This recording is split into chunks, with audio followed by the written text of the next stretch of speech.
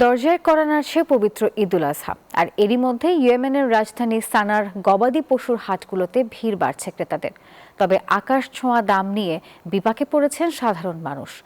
যুদ্ধ ও অর্থনৈতিক সংকটে জর্জরিত ইয়েমেনিদের জন্য কোরবানির পশু কেনা বড় চ্যালেঞ্জ হয়ে দাঁড়িয়েছে। ঈদুল আজহাকে সামনে রেখে ইয়েমেনের পশুর হাটগুলোতে এখন উপচে পড়া ভিড়। সারি সারি গরু আর ভেড়া নিয়ে প্রস্তুত বিক্রেতারা। বসুন্ধরা টিস্যু, অশুদ্ধতার বিরুদ্ধে এক বিন্দুও ছাড় নয়। বাজারের এমন জমজমাট চিত্রের আড়ালে লুকিয়ে আছে ক্রেতাদের দীর্ঘশ্বাস। ক্রেতারা বলছেন, বৈশ্বিক অর্থনৈতিক মন্দা ও সরবরাহ চেইনের অজুহাতে পশুর দাম বাড়ানো হয়েছে অস্বাভাবিক হারে।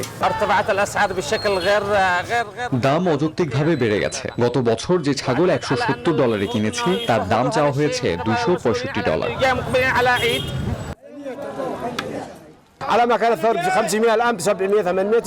বৈশ্বিক তেলের দাম বৃদ্ধির দোহাই দিয়ে প্রতিটি গরুর দাম 30 থেকে 40% পর্যন্ত বাড়িয়ে দিয়েছে ব্যবসায়ীরা। গেল বছর যেসব গরুর দাম $943 করেছিল, এবার তার দাম বেড়ে $1700 হয়েছে।